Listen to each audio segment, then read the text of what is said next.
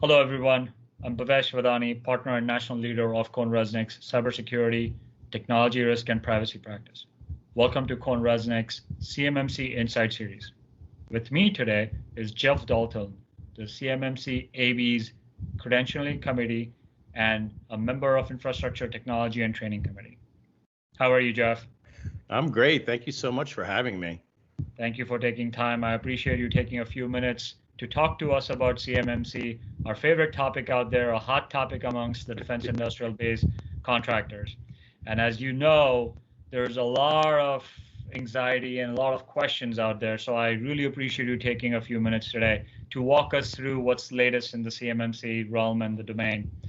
So Jeff, before we get started, give us a little bit of a perspective and insight into what is your role as a chair of the Credentialing Committee. Sure. Thanks for asking. I've been a member of the CMMC Accreditation body board since January. I wasn't there at the very beginning, but I was there near the beginning.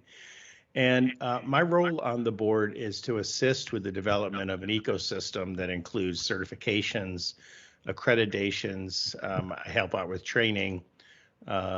Keep people up on the latest and greatest about how assessments work and what our C3PAOs are supposed to be doing and what RPOs do and RPs. And I'll cover all those terms as we go through. But my role is to help drive the credentialing part of the business, which ultimately, once we get into operational mode, will be the face of the business and the face of the AB going forward. That's great to know, and thanks for doing the heavy lifting for everybody, Jeff. So while you just, you touched upon, what are some of the different acronyms we hear in the market, whether it's Registered Provider Organization, RPO, or a C3PAO. Give us a little bit of a flavor of what is the difference between the two. Sure. So there's two sides to the credentialing framework. One is organizations. And the two organizations there's multiple organizations, but the two organizations that we talked about were the C3PAO, which is an acronym for CMMC Third Party Assessment Organization, and the Registered Provider Organization. So a C3PAO will be licensed to market, manage, and conduct QA and submission of certified assessments. So certified assessors will either work for them on an employee basis or on a 1099 basis, and they will manage that entire process. So when an organization is seeking to be assessed, they will reach out to C3PAOs, ask for proposals, and go through the process of selection to hire them to actually manage that assessment process. The Registered Provider Organization is a little bit different. This is for organizations like a consulting firm or a contract firm that may not want to be assessors or may not want to be trainers, but want to be consultants and assisters and helpers in the ecosystem. And they want to have a relationship with the accreditation body. So an RPO would perhaps do consulting to help companies prepare for CMMC assessments. They might do coaching. They might provide some types of tools and templates maybe. That are kind of for informal use, but they won't be doing assessments, and because that's reserved for the C3PAOs, which have a little bit of a higher bar for acceptance and a higher bar for their level of certification and training. So two sides of two different organizations. RPOs do more of the consulting side. C3PAOs do more of the assessments. It's important to note that we're not attempting to control the CMMC consulting market here. What we're saying is that there might be consulting firms out there that want to be connected to the ecosystem, have a logo, have training materials, perhaps take some training themselves. That doesn't mean that a firm can't just do consulting as they always do. They can, but this gives someone a chance to be a little bit close to the ecosystem, delivering those kind of services. Got it. That's very helpful. And then if I take that further down at the individual assessor level, Jeff, would it be fair for me to assume that a registered practitioner is somebody who is associated with a registered provider organization and the certified professional and the certified assessors at different levels are tied to the C3 PAOs. Can you explain that a little bit? That's a really good way to put it. And so if you think it through, anyone with the title of registered goes together, right? A registered practitioner who serves as a potential consultant or an assessment team member, not an assessor, but an assessment team member, works through an RPO, and the certified professional, certified assessors work closely with the C3 PAO.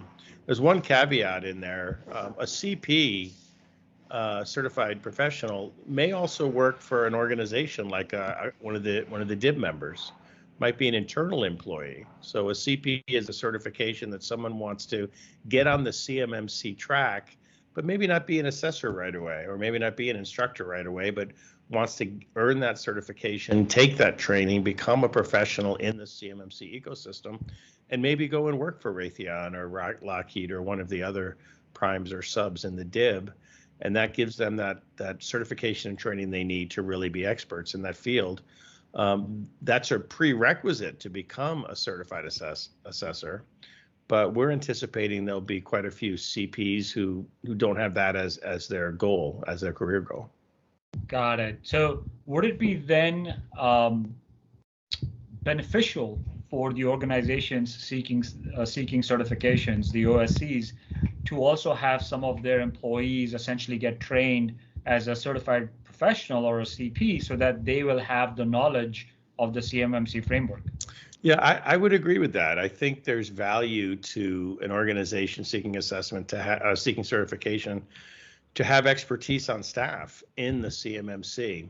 Now, I'm not suggesting that they should train a lot of people in CMMC, because as a maturity model, like other maturity models in the industry, it's about performance. So you want to have high performance in your organization, but it would make sense to have some folks in your organization trained up on CMMC, and to be smart about it, because they'll understand how to meet the requirements, and they'll understand how operationally the CMC fits into their infrastructure, and they can become CPs and get that information.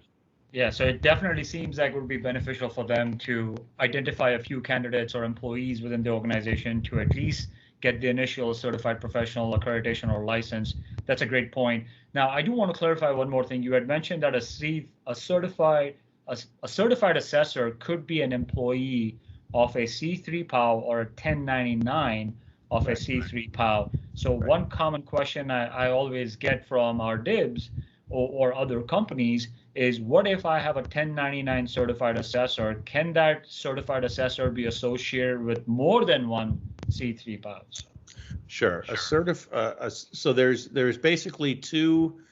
I don't want to call them classes exactly, but there are affiliated certified assessors and unaffiliated certified assessors. In order to conduct an assessment, you must be affiliated, at least for the period of the assessment. Okay. So you would have to have a written agreement with that C3PAO to conduct that assessment, a contract with them, and you would have to agree to abide by their processes and use their equipment if that's required, because CUI might be accessed, maybe. So you'd have to agree to work inside of their infrastructure and ecosystem. But you could also deliver assessments with other C3POs as well, if you choose to maintain an unaffiliated status. But just to clarify, there will be no condition where a certified assessor will directly contract with, well, let me rephrase that. There will need to be a C3PO as part of the process. Sure.